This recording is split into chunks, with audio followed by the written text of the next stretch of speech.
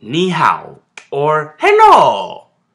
From about 1600 BCE to 1911 CE, the great nation of China was ruled by emperors in periods known as dynasties. China was pretty much the first modern sovereign state because it was composed of a centralized government. We know these dynasties pretty well as historians, and today I will count down my top 10 Chinese dynasties. Alright, so first we're going to start with 2 honorable mentions because there were 12 Chinese dynasties, so 2 did not make the list. The first dynasty is the Sui dynasty. Sure, they rose out of the chaos of the Three Kingdoms period and grew China a bit more, but as far as I'm concerned, they were just a catalyst for a much more powerful dynasty. But we'll get to that. The second is the Jin, just because they didn't rule over the whole of China, most of it, but not all. Number 10, the Xia dynasty. The Xia dynasty was most likely fictional, but I'm putting it on the list because it was so awesome. I mean, they provided future dynasties like the Zhao to come up with the concept of heaven, or Tian, and the Xia had an awesome, once again fictional, king named Yu the Engineer. As John Green once said, it breaks my heart that this guy didn't exist. We have so many the greats and the terribles among royalty, but Yu the Engineer? Awesome. Why couldn't we have kings like Alexander the Builder, or Ivan the Mortgage Broker, or Peter the Doctor? This is so sad. Number 9, the Zhao dynasty. The longest lasting Chinese dynasty, going from 1046 BCE to 256 BCE, these guys, needless to say, carved out much of China's history before the Common Era. These guys also came up with the Mandate of Heaven and scorned the Shang all the time, but also the Xia. They had claimed that the Xia kings lost the Mandate of Heaven in one of my favorite Chinese passages. The attack on Xia may be traced to the orgies in Mingtao.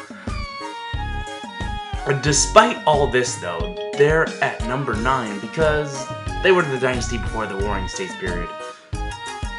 Number 8, the Shang dynasty. Now we come to the real first dynasty of China, the Shang. Ruling from about 1600 to 1079 BCE, the Shang really brought China out of its mostly nomadic past and helped bring the whole government nation-state thing to the forefront. They were also pretty good militarily.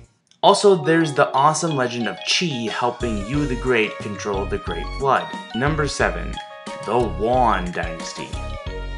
The Yuan were from Mongolia. That's right, this was the result of Kublai Khan's aggressive expansion. Ruling for less than 100 years, the Yuan was very unpopular because they were seen as invaders.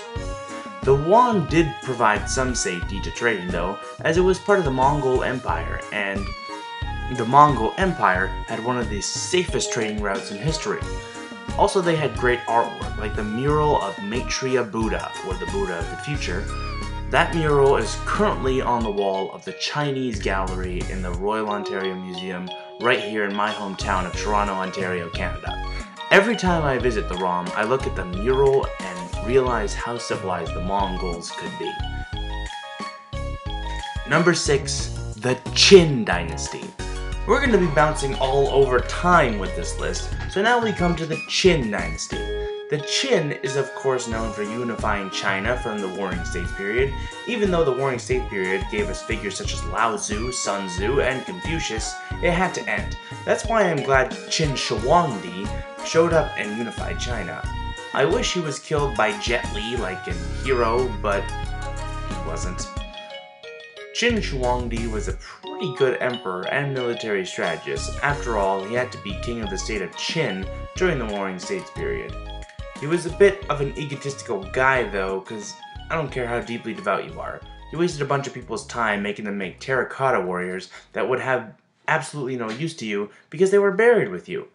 Yeah, but at least he didn't waste people's lives like the pharaoh Khufu from Egypt. Also, the Qin dynasty gave the country its name. China. Number 5, the Qing dynasty. The Qing dynasty is the last one, but it did last a long time, close to 300 years. They came out of a group that called themselves the Manchus. They saw ups and downs like all dynasties and really ushered China into the New World because they were the first dynasty to welcome in the United States and fight against it. And then in 1911, China began a revolution just like their fellow humans in America, France, and Russia, and the Qing dynasty and the dynastic system came to an end. Number 4, the Song dynasty. The Song dynasty kicked butt. In the 9th and 10th centuries, they continued the Chinese Golden Age started by another dynasty. We'll get to them. They saw huge growth in Chinese commerce, trade, and military expansion. They even came up with a nifty innovation we know as paper money. The Song were a pretty strong dynasty, even reportedly coming up with gunpowder. But then 1271 CE and the Mongols came along. Awkward. Number 3, the Tang dynasty. Remember how I said the Song continued the Golden Age set forth by another dynasty? Yep, the Tang dynasty were those guys. The Tang dynasty were a pretty great group of emperors ruling benevolently and according to Confucian principles. They really invigorated trade with other nations, and if you're a true history buff, you love trades because it gets things done. The Tang dynasty built ships that carried their armies overseas and met the Islamic Abbasid Empire at the Battle of the Tulus River in modern-day Kazakhstan in 791 CE. This is the most important battle no one knows about. This was the Ali versus Fraser of the medieval age.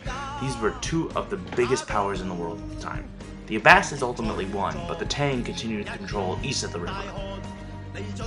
Also, the Tang had one of my favorite female rulers of all time, Wu Zetian. She ruled China greatly for over 20 years, and she was so kick-ass.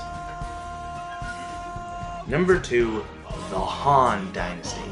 The Han Dynasty was the real dynasty who fixed China after the Warring States period. The Qin may have named the place, but the Han shaped it. Lasting for almost 400 years, the Han not only set the pattern for most of Chinese history, they centralized the government, ruled greatly, and once again according to Confucian principles. Man, no wonder Chinese parents nagged their kids with Confucius. A great Han emperor was Emperor Wen. He wasn't very extravagant, and under him, people weren't punished for criticizing the government, executions declined, and the government stopped burning books. Yes, Han Dynasty! Number 1, the Ming Dynasty. Kinda predictable, I know, but the Ming were so awesome. Every time I go into the Chinese gallery at the ROM, I see all the Ming sculptures and the remnant of Ming General Zhu Dashao's tomb, and I'm like, holy crap.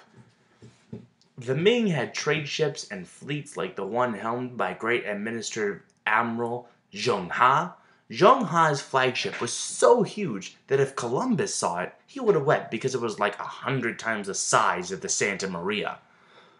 Anyway, the Ming also built the Great Wall to obviously keep out more Mongols. I really wonder, what if the Ming had embraced expansionism rather than isolationism? Something tells me maybe North America would be a lot more Confucian, if you know what I mean. Anyway, thanks so much for watching this video, guys, and if you like it, you know what to do. Alright guys, Namadi Milan, peace out, A-Town down. I'll see you next time.